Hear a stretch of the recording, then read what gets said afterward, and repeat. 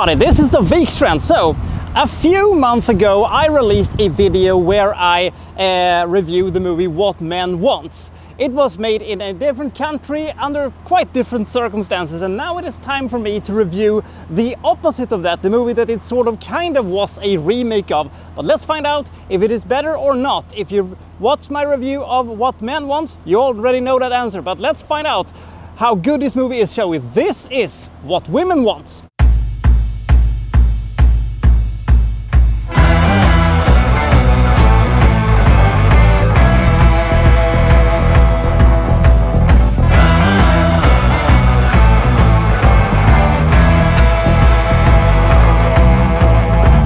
So Mel Gibson plays this cocky, slightly chauvinistic executive at a glossy advertisement firm in Chicago. He hopes to, become the new creative director and get a new nice corner office and stuff like that, which was the goal of most career-driven movies from this time. That corner office was very, very alluring.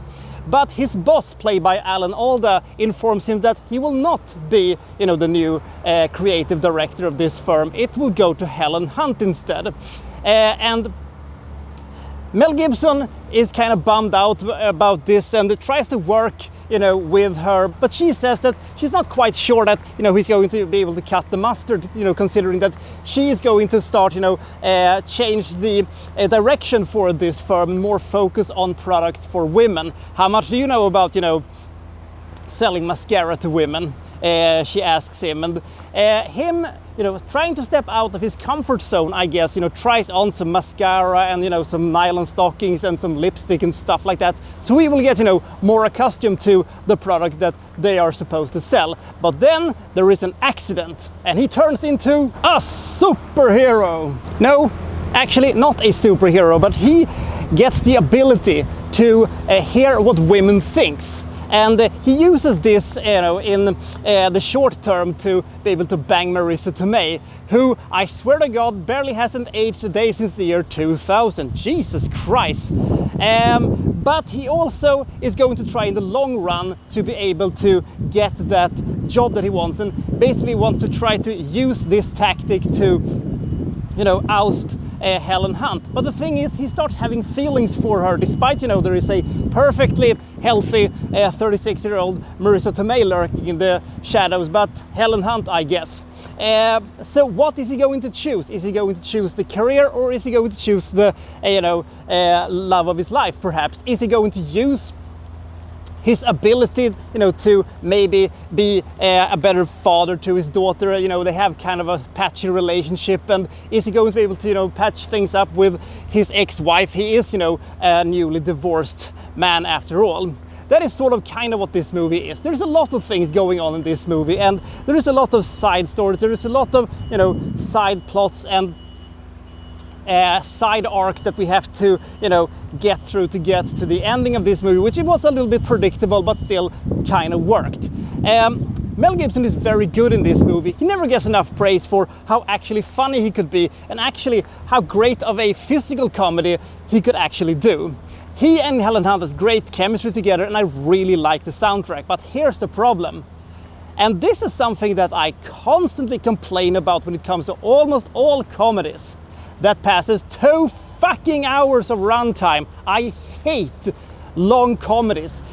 Comedies need to be beneath 100 minutes. If you cross that 100 mark, your clock automatically starts ticking. You usually run out of good jokes and good materials after about 85 minutes. After that, the audience is gonna start, shifting around in their seats and hoping that the movie is over soon.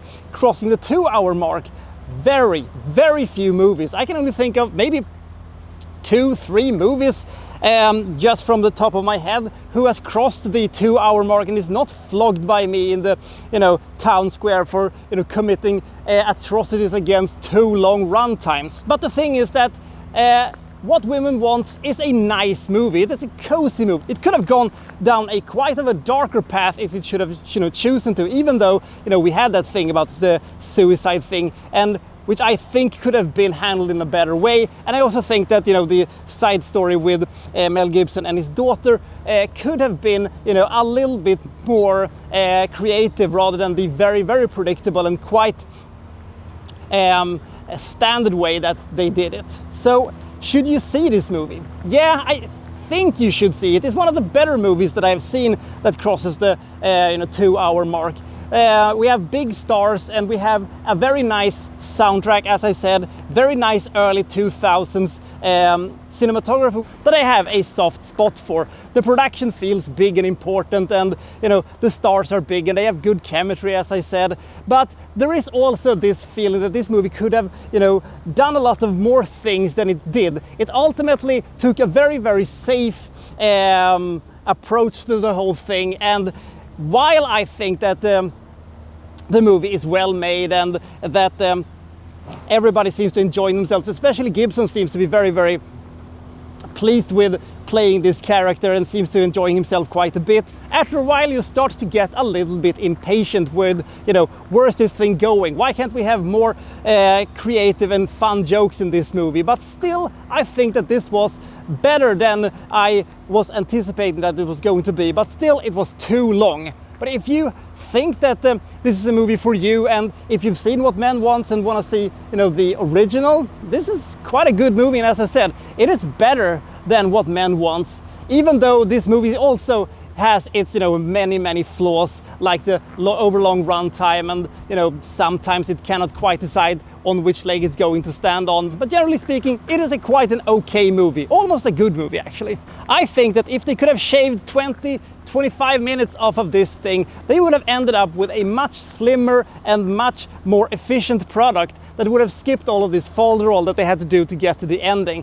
The major issue I have with it is still the runtime, and that it is a bit of an unfocused mess sometimes. But I still gives What Women Wants 52 points. It is a cozy and charming movie, and it has a couple of sequences that I think was actually quite inspirational, funny and creative. So it has that going on for itself, but it could have been so much better. So which one is your favorite? Comment below and I'll see you next time from, well, so-and-so reviewing, well, such and such. Thank you for watching. Thank you very much.